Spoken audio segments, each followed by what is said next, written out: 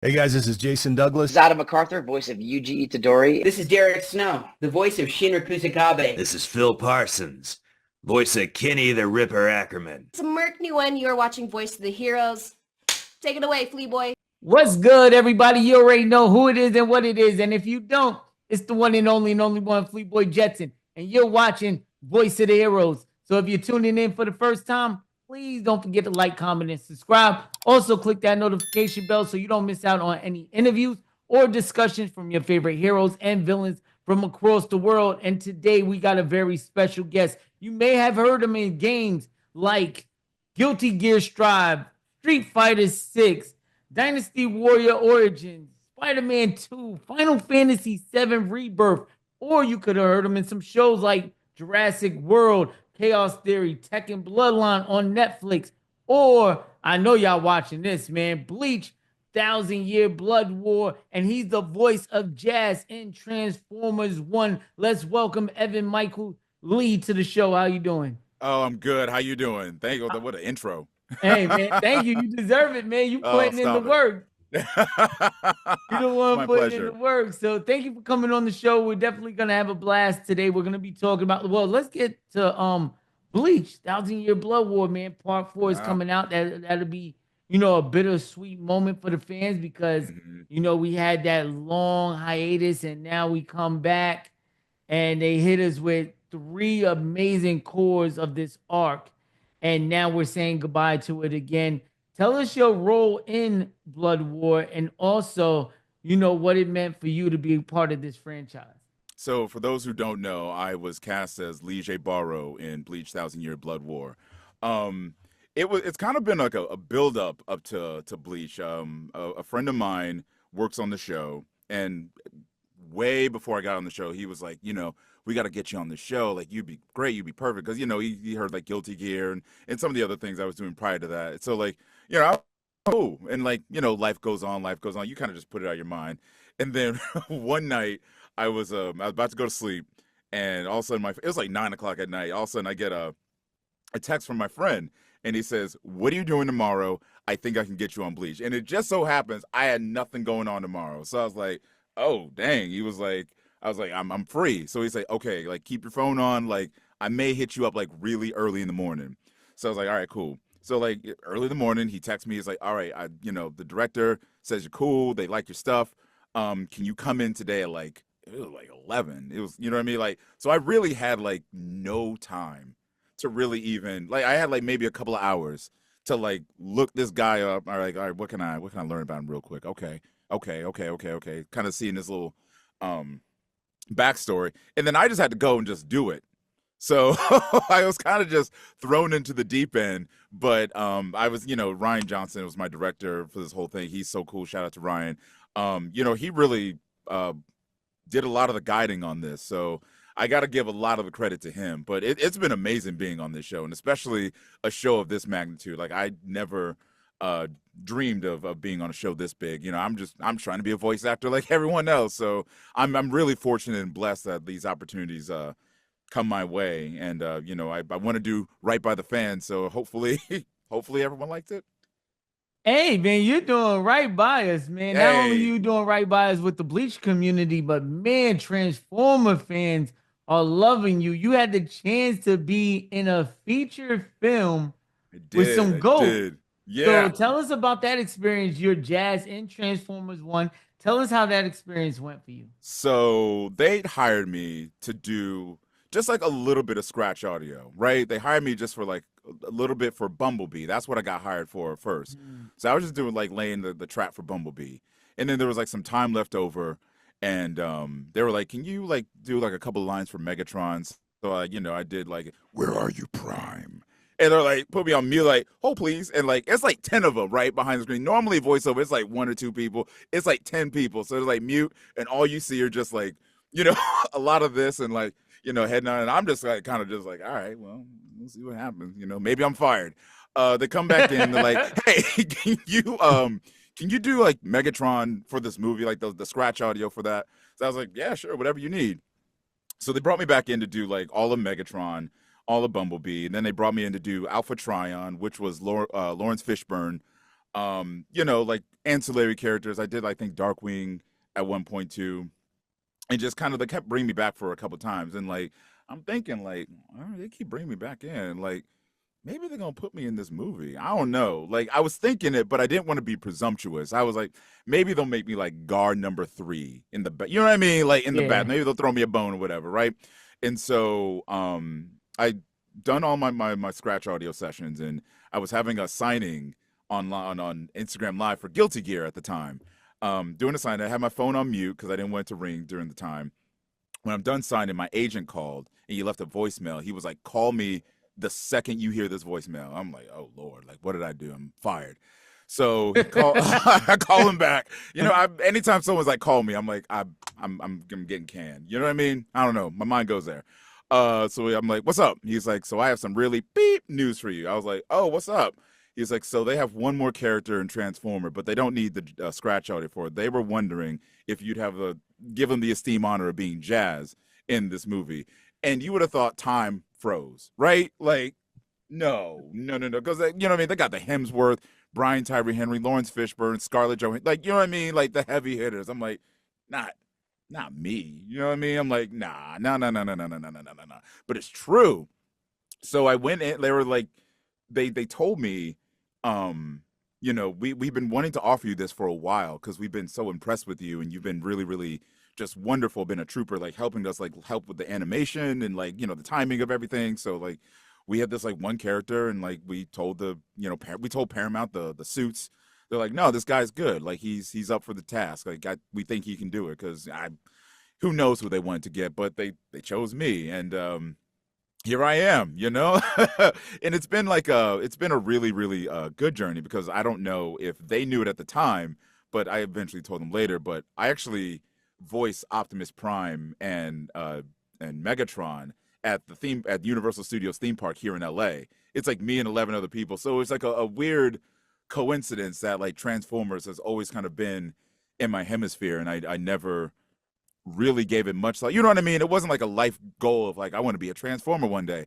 Though I grew up watching the show like I assume everybody else, but yeah, it's always kind of been following me. And now that I'm here, it's like, oh yeah, I guess I was kind of destined to be here at some point. Man, what was it like stepping on that red carpet? Man, I thought I was going to meet all the heavy hitters, but they were in Australia promoting the movie, and some of us were here in LA promoting the movie. So like when I was on the red carpet, it was dope. You know what I mean? Getting the invite and tell us, color scheme, what to wear, and then watching the movie for the first time. Because at the time, I hadn't seen the full movie. I had seen, a little bit of the scenes that we were doing for the movie, but I never seen the whole thing. So getting to watch the entire thing with a whole theater full of people, and there were moments I remember, but to hear people's reactions, the laughter, the tone shift once it gets to like the halfway part of the movie, I won't spoil it if you haven't seen it, but the tone shifts, and then when the real tone shifts towards the end, then it's like hearing that collective gasp in the audience is like a moment I'll never forget. And I was like, oh yes, we got him. So like I had told one of my coworkers, Jason Conopisos Alvarez, who voices Shockwave, I told him, I was like, listen, I know I'm biased, but like I think we have something special here with the Transformer community. Like I don't know, like I think this is going to be something that's going to be talked about in the future. Yeah, it's definitely good, man. I got to see it with my kids. They enjoyed it heavily. Now, I definitely want to talk about what's up with you in fighting games? Like you're in almost every fighting game. Is that something that you just say, hey, you know what? I just want to scream. And well, again, that's like another thing that's like always kind of followed me too, because I mean, depending on your age of whoever's listening, like I grew up with Street Fighter and Mortal Kombat and Tekken and Battle Arena Toshinden and Bloody Roar and Virtua Fighter and Primal Rage and Killer Instinct and you know what I mean, like Fatal Fury, like all the fighting games. Like I come from the era of the arcade people. I don't know if I'm aging myself, but I grew up stacking quarters. Both of us. Yeah. I remember stacking quarters on the machine, having necks. So like I come from that culture. So when I got into like back into voiceover for permanently, Guilty Gear was only the second fighting game I ever booked. So I was like, when I found out what it was, I was like, that's the one game I didn't play growing up. So like, but I knew about it, but I just never really gave it the time of day until I got Nagoriyuki. And then And when what it an came out, I amazing was like, character design. man, He had is no looking idea. badass, bro. And they gave me like very, very little knowledge when I auditioned. It was like, he's a vampire, he's a samurai, he's like tall, he's brooding, he's tough.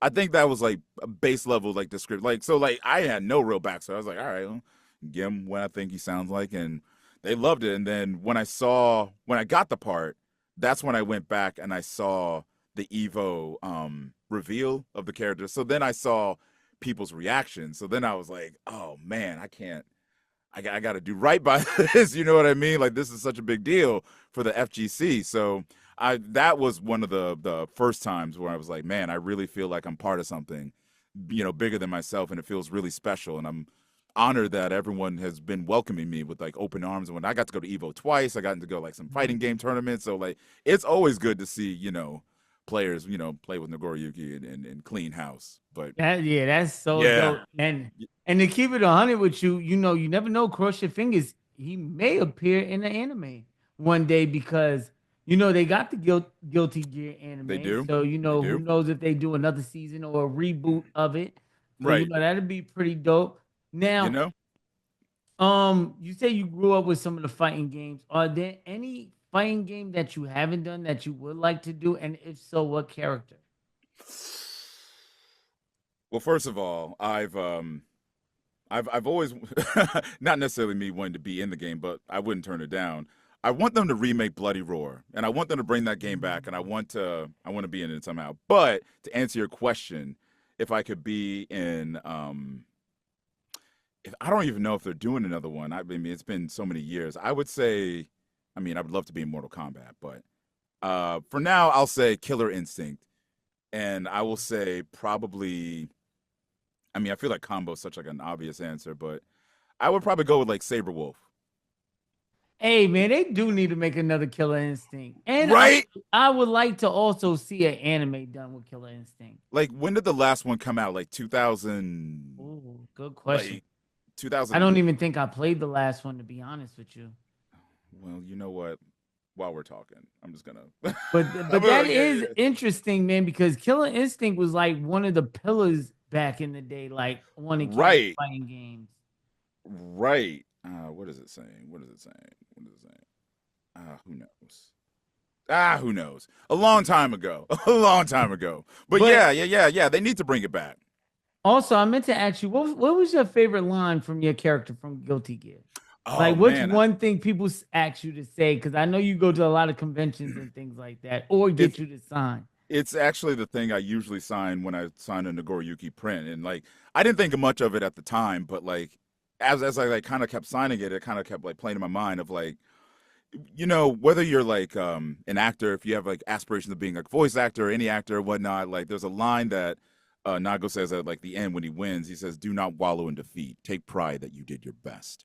And like, I thought about that. I was like, you know what? Like, especially in our field, like when you audition for anything, like once you put it out there, once you do your best, that's it. You know what I mean? It's out of your hands. So like all you can do is strive for excellence and let the universe decide if you're worthy. Facts. When it comes to voice acting, auditions, you might take 100 auditions and hope for 10 calls. Yep. You know what I'm saying? It's all a numbers game at that point. Yep. That was me this morning. but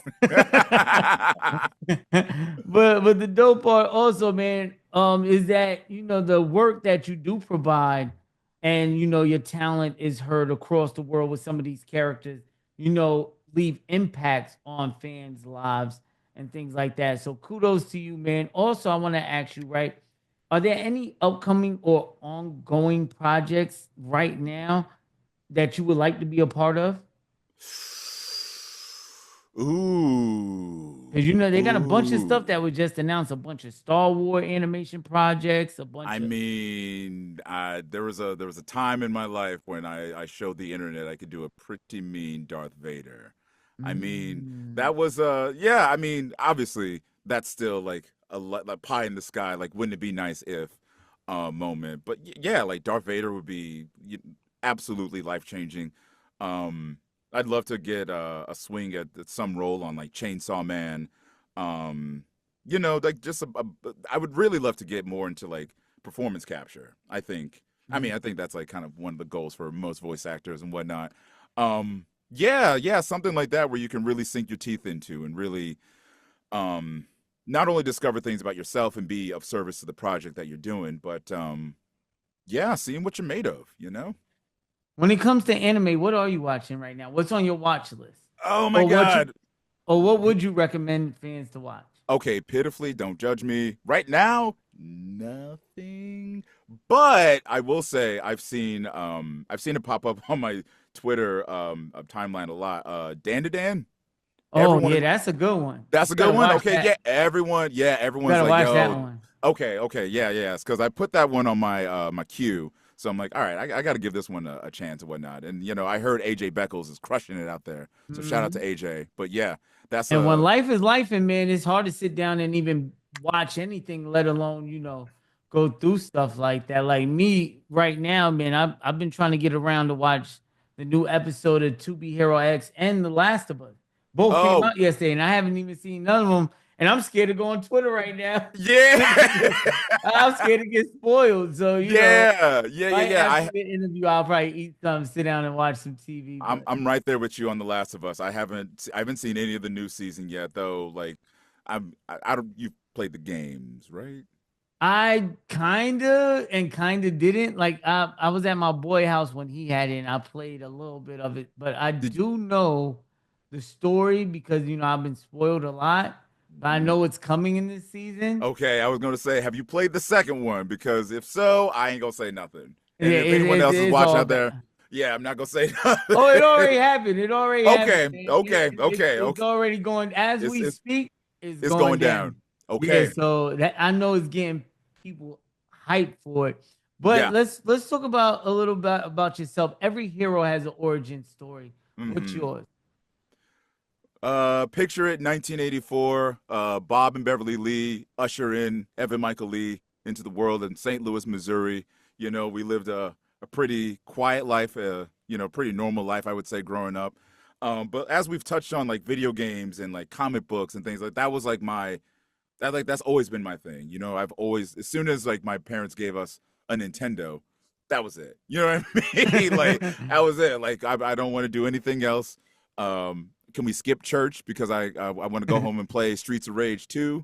They got us a Sega, they got us a Super Nintendo, a Nintendo. My parents got me a Dreamcast. Like anytime it was a holiday, it's like, what do you want? I was like, don't give me no clothes, don't give me nothing else. Like just give me a game or two and I'm fine, right? So 1994 we moved to Atlanta. And that's where my family all lives now. And still, always a gamer, always reading comic books and whatnot. Kind of fell into anime a little bit later in life, but always, kind of like we're talking about Transformers, always kind of in the hemisphere and whatnot. And as I was growing up, I went to college. I went to Auburn University. I almost left. I've said this before. I almost left after my freshman year, not because it was a bad school or anything happened to me. I just felt like I was kind of like, I don't know what I'm doing here. I feel like I'm wasting my parents' money. Nothing really inspires me. But back in high school, a couple of my friends, they do like little like small films, whatnot, and they'd always ask me to like be in them as like little ancillary part. And a friend or two was like, you're a pretty good actor. Never thought anything of it, right? As I'm like kind of checking out of college, I'm like, well, let me just go on the website one more time. Let me just see what degrees I have. As it were, they have a theater program. I said, well, they said I was a pretty good actor. Why don't I give it a shot? As I joined the theater department and quickly fall in love with acting, it really kind of was, no pun intended, the first time I got my act together of something I really, really liked and really locked in on it. I was like, no, I want to be good at this. I want to get, really good. And like, it was actually nice that I walked into it fresh slate, didn't grow up being an actor. So I was able to absorb a lot more of what my teachers and professors were giving me rather than coming with like preconceived ideas as to like, oh, well, like this is what it should be. It's like, nah, like, listen, we're here to learn. After college, I went to Chicago. I was doing theater up there, Windy City. I love Chicago. Shout out to Chicago. I'm trying to come back sometime soon. I miss that city. But I was doing theater up there, and I knew at a certain point I was either going to do New York or LA. And I don't know if y'all been to Chicago, but it's cold.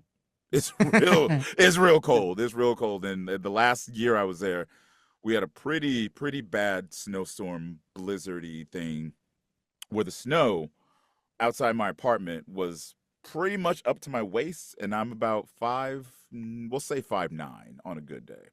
The snow was up to my waist, and I was like, you know what? Yeah, we can't do this anymore. So California called my name, came out here, doing kind of the audition thing, doing little things here and there. And I'm looking up auditions, and one day I see this open call, and I'm like, this can't be real. And the WWE is doing a cartoon show called Camp WWE. Now, at the time, I had no voiceover training. I didn't have an agent, a demo, nothing. I had no voiceover whatsoever, but I had an acting manager. So I hit her up, and I was like, yo, do you think you give me an audition for this? I'm a huge wrestling fan. 2, I think I'd be really good for this. She said, let me see what I can do. It was created by Seth Green, who y'all know from Family Guy and Robot Chicken, and like on camera, he's been an actor forever. And I had to go through like several rounds of auditions for that show. They had me read for like, who they had me read for? They had me read for Mark Henry, R-Truth, Vince McMahon, Triple H, The Undertaker, Stone Cold Steve Austin. I think they were just kind of making us read all these because I think they just wanted to see if we could be funny. And as it were, long story short, I ended up getting the role of Mark Henry. So I got to go in there, right? And Seth is dope. Shout out to Seth Green. He's we ended up like just talking for like kind of like what we're doing now. Maybe like for a good 30 minutes before we even went in the booth. He was like, where you from? And like, what do you know about wrestling? And then he's a huge wrestling fan. So we were just like ping ponging back and forth. Session was over. It was great. And when I went out to the car, I was like sitting in the parking lot and I was like kind of scratching my head. And I was like, Evan, there's going to be a moment when they're going to realize you don't know what you're doing. So if you're going to keep doing this, you might as well get some training now that you're here. So the money I got from that show, I invested it into acting for voiceover classes. So amazing. I wasn't really doing much after that show ended, but like I was taking a class here and there, and I wasn't really pursuing voiceover a whole lot until about 2017, 2016. I started going to E3, and I'm seeing all these trailers for all these games. And that's when like the fuse lit, and I'm like thinking in my head, I'm just like, why aren't you in these games? Like you're a gamer your whole life. Like you like the voiceover thing you did for Camp W. Like why aren't you in this? Like you should be in these games, Evan. Like I don't know. Like what do we got to lose? So I'm kind of mulling that around for like a couple of years, and then I'm like, you know what? We're gonna get back in the game. So around like 2018 or whatever, I started taking voiceover lessons again and getting into classes, and like the ball was rolling. I'm like, we're doing good. Then 2020 happens. Yeah. So we're now on Zoom, and I finished my last voiceover class. We had to like move to Zoom. When it's over, I closed my laptop. My roommate at the time, in the house I was living, I walked into his room and I said, we should build a voiceover booth. You've always wanted to build one, like since you've lived here. I'm getting back into VO. We should do it now while the world is kind of halted. Otherwise, this is going to be something we always just kind of talk about. You know what I mean? Yeah. So we did. We built a voiceover booth in the house, which is still in the house that I was currently what I was living in before. I got a microphone. I got the whole setup, right? I'm like, good to go. And then I wanted to get an agent because I knew like that's kind of the key to get this whole thing going. No offense out there, but like you kind of need an agent. At some point, you're going to need an agent who can get you, a lot of auditions, unless you're just like a hustler on your own. But like having an agent helps. So my mentor, I tell her about this guy. His name is Dean Panero. I was like, I've seen him on this podcast. Like, I don't know. I feel like energy wise, I feel like that's who I need to hitch my wagon up to. And I'm like, I tried emailing him, and I'm like, I can't like get a hold of him. And she was like, oh, I've known him for years. Like, allow me. So she just writes the shortest email and was like, Dean, I got this guy. Tell me what you think. She like sent my demo and all my stuff over there. He was like, I'm interested. And that's how it happened. And then that was at the end of 2020. And then 2021, I had booked Lost Ark like early on. And I think no. Yes. Yeah. It was 2021. Yeah, 2021. I don't know. The timeline is messed up. I booked Lost Art. That was my first video game. And then shortly after that, that's when I booked Guilty Gear. And I was like, oh shit, this is like a fighting game. I was like, oh, I got to bring the thunder. Shortly after that, I booked Asgard's Wrath. There's like a VR game. And I was like King Osiris in this game, which I still haven't seen that character. If someone has seen it, tag me in it. And then afterwards, I booked Spider-Man 2. Like it was all like within the span of like a couple of months. I was like, man, I'm killing it. You know what I mean? But I'm doing Spider-Man 2, and I'm doing one of these sessions, and they like a week later, they're like, they hit my agent and they go, yo, like, does he have any motion capture experience? And at the time, I had just taken like an intro to mocap class because, like, again, like I'm trying to get in that world, and that's all I had. But I had like a bunch of theater experience, so I guess that was enough because they're like, because we need Evan for the side mission. He's going to be acting alongside Miles Morales in this one scene. I was like, oh, shit. So I got to like get my act together, right? And I'm like, I got to be off book. I haven't been off book in a while. So, once I, booked that and doing that, like I felt like at that point, the voiceover ball was rolling at that point. So, and everyone has been so kind and wonderful and been a huge champion of mine, and I'm eternally grateful. And I know I rambled on with my origin story for a while. I love it, man. This is what I'm here for. And I know the fans of yours that is me landing the plane too. Yeah. And like that's and the rest is history. And the rest is history. Yeah, like everything's kind of falling into place, and we're incrementally moving along, and there's gonna be a lot more to come, I believe. Yeah, definitely. And I'm some here more to come. for it. Thank you. I'm in good company. I know you got more in the bag that you can't talk about because of NDAs, but not yet. Exactly. Not Maybe yet. In the future, we get you back on the show. We can talk about that. Come find me in like 8 months or like a year, and then we can talk about some more. Okay, definitely. But before we let you go, I got a couple of questions that I ask universal to all my guests, right? The first one is, who are your top 5 fictional characters of all time? Oh my God. Top 5 fictional characters of all time. They could be characters that inspired you from cartoons, movies, books, you name it. I'm going to say, we're going to say Raphael from the Ninja Turtles. Oh, I love your list already. Yeah. Optimus Prime, Transformers, got to throw that one in there. The entire cast of A Different World.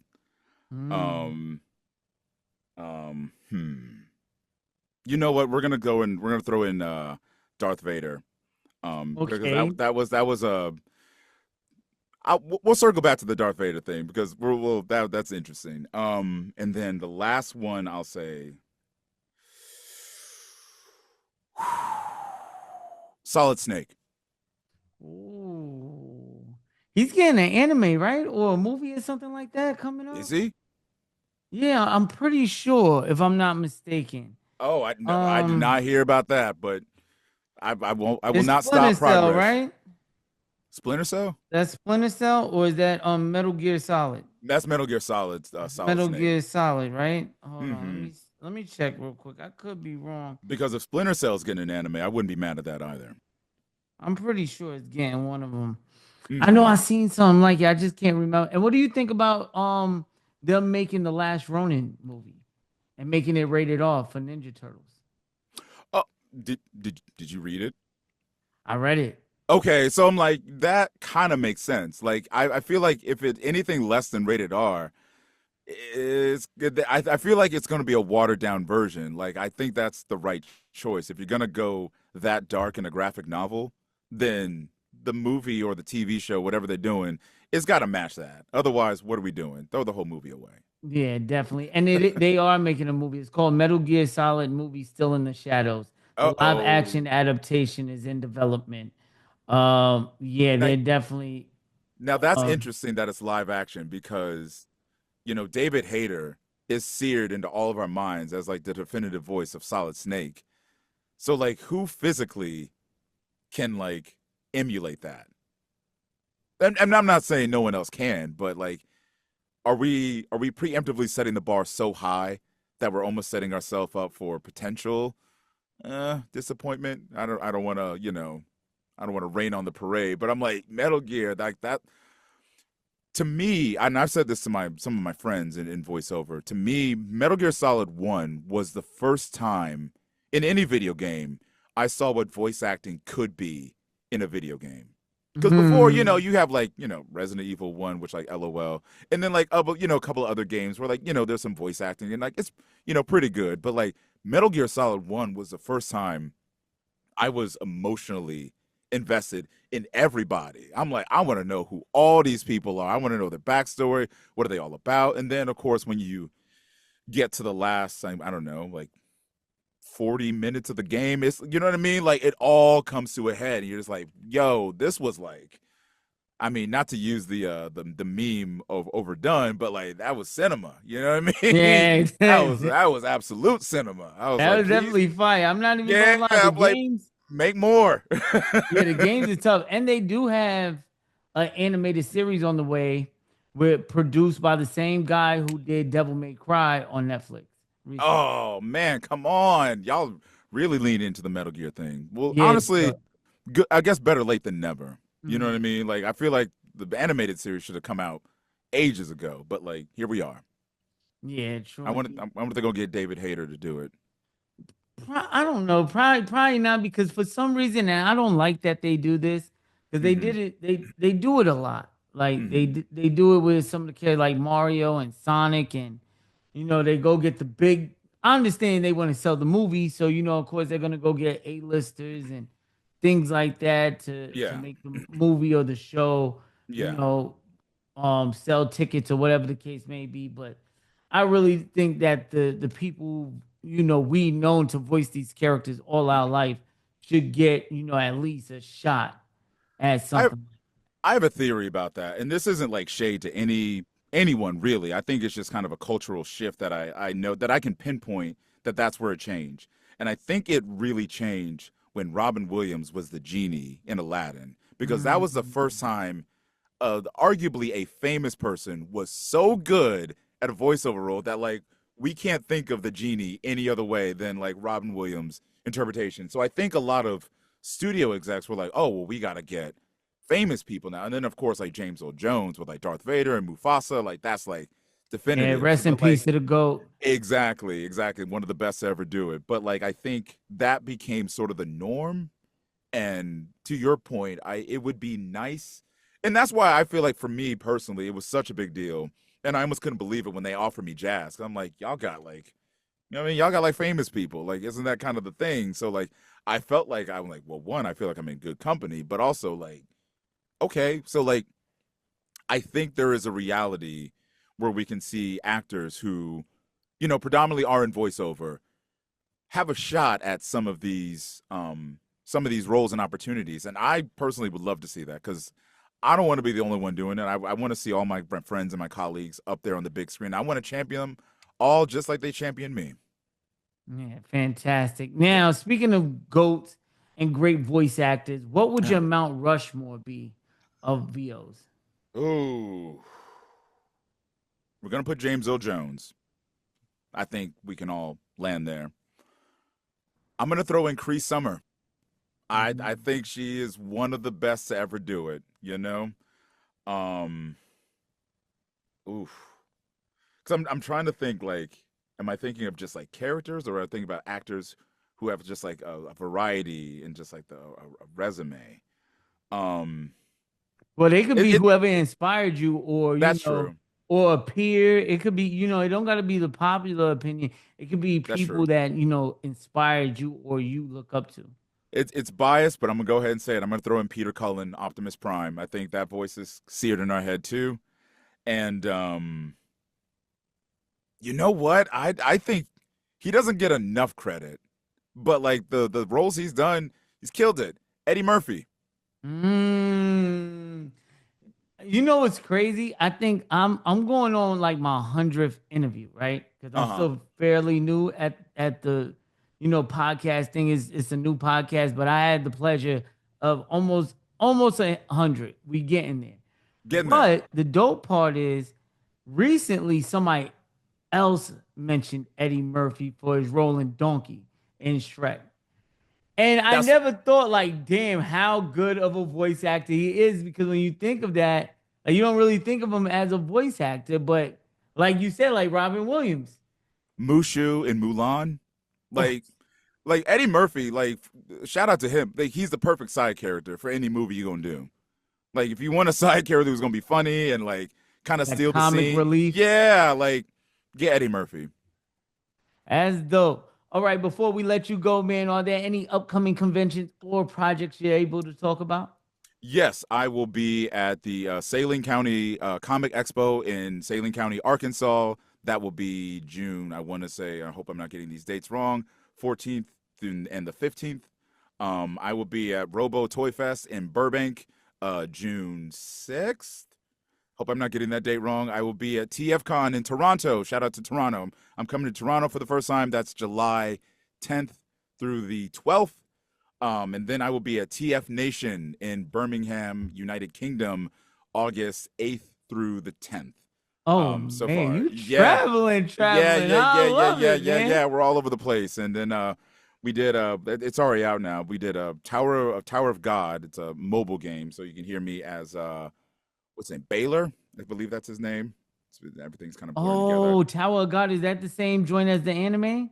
I believe, yeah, it's based off the anime. So I yeah, love me and- season 1. I haven't caught up on season 2, but season 1 was so fire. See, I need to even watch the anime because I didn't even get a chance to watch that. You know what I mean? Like, it just kind of, that was another one that just kind of happened quickly too.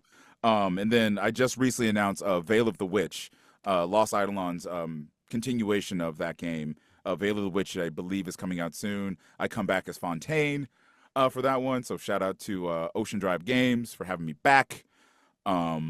Is that all I can talk about right now? Hey, I don't want to get you in trouble, man. Yep, that's all I can talk about right now. Well, let the heroes and villains know where to follow you at on social media.